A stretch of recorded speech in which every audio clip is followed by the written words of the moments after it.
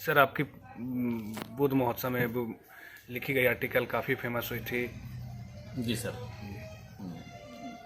बुद्ध हो जाना। जी मैं Mohammad Danish Masur, assistant professor, regional college of education.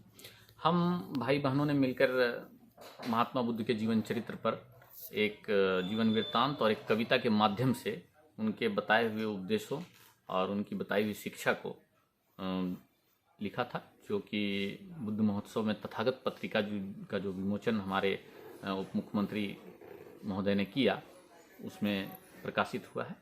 और उसके माध्यम से हमने ये बताना चाहा कि आखिर बुद्ध हो जाना है क्या।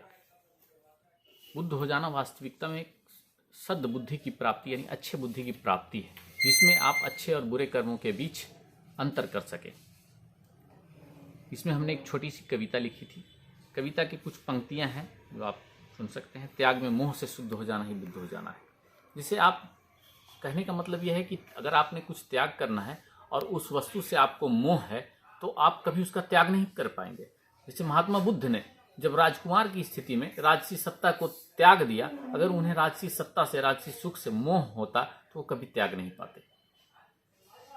सर आप एक मुस्लिम समुदाय से आते हैं और बुद्ध धर्म के देखिए, प्रति हमारा धर्म कहता है बुद्ध कि हो जाना जो आपने जी लिखे आर्टिकल और काफ़ी फेमस हुए, तो कहीं आपके समुदाय के द्वारा किसी तरह से आपको सुनने को या प्रताड़ित ऐसा कुछ कहीं से कुछ? देखिए, नकारात्मकता को ज़्यादा ये नहीं करना चाहिए। आप सकारात्मकता को देखिए कि आपके लोगों, आपके किए हुए काम की सराहना कितने लोगों ने की है। और नकारात्मकता को अगर देखने लगेंगे तो उसमें ऊर्जा का विनाश होगा। इसलिए नकारात्मकता को मैं देखता नहीं हूँ। जो कह रहे हैं कहने दीजिए। मेरा धर्म कहता है कि सारे धर्मों का बराबर सम्मान किया जाए और उनको पढ़ा जाए ताकि उनकी अच्छाइयों बुराइयों का पता चले। और इससे ज़्यादा लगाव इस कारण रहा कि माँ बचपन से मैं मुझे कहती थी, कभी कभी कि अक्सर कहती थी कि महात्मा बुद्ध है, महात्मा बुद्ध जैसा है। तो थोड़ा लगाव रहा कि आखिर महात्मा बुद्ध का क्या जीवन चरित्र रहा कि माँ ऐसा कहा करती है। और इसमें हम दोनों भाई बहनों ने मिलकर एक जीवन वृत्तांत और एक कविता के माध्यम से पूरा प्रकाशन किया है।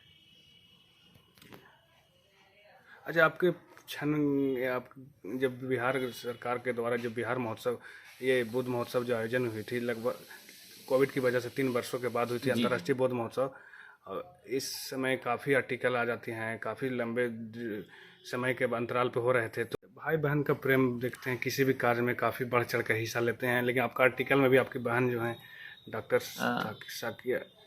जाकिया मसरूर जी की काफ़ी आपकी सहयोग की है। इनका क्या योगदान रहा है जो आर्टिकल में आपके साथ सहयोग किए? देखिए, हम दोनों एक ही विचारधारा के रहे हैं हमेशा से। हमने पढ़ाई भी एक जैसी ही की है और आज हम दोनों भी, वो भी doctor B R Ambedkar college of education में असिस्टेंट प्रोफेसर है और मैं भी रीजनल कॉलेज ऑफ एजुकेशन में असिस्टेंट प्रोफेसर हूँ। तो हमारी विचारधारा एक जैसी है और हमारा कहिए कि शिक्षा के क्षेत्र में इंटरेस्ट भी एक ही जैसा है। तो जब हमने ये बात कही कि ये आर्टिकल हम लिखना चाहते हैं तो उसने भी कहा कि अच्छी बात है, विचारधारा है तो उपदेशों को अच्छी तरह से पढ़ के लिखा जाए, क्या सार निकलना चाहिए। तो उसी क्रम में हम दोनों ने मिलकर ये आर्टिकल तैयार किया। ये कविता भी हम दोनों ने मिलकर ही तैयार की। जी सर, अपना परिचय देंगे? मैं Mohammad Danish Masur, assistant professor, regional college of education, सह PhD research scholar, PG department of zoology, Magadh university Bodhgaya. Ma'am, ये तथागत पुस्तकें विमोचन की गई थी डिप्टी CM के द्वारा बौद्ध महोत्सव में, और उसमें आपका बुद्ध है हो जाना एक आर्टिकल लिखी गई थी। उसमें आप दोनों भाई बहन की काफ़ी लोकप्रिय हुई आर्टिकल और काफ़ी पसंद किया गया। आखिर आप एक मुस्लिम समुदाय से हैं और बुद्ध धर्म के प्रति जो आपने उपदेश लोगों को जी, समुदाय तो जो भी है वो हर धर्म का इज्जत करने बोलता है और हर धर्म को जानने और समझने बोलता है।